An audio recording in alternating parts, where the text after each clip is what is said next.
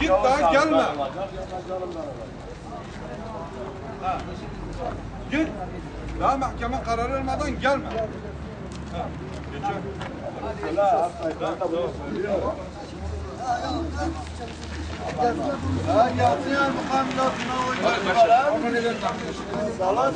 Güzel mi?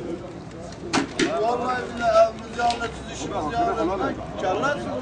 Ben sana diyorum aslında. 3 katlar burası, 2 katlar. 2 katlarda 200 tane hane oturuyor.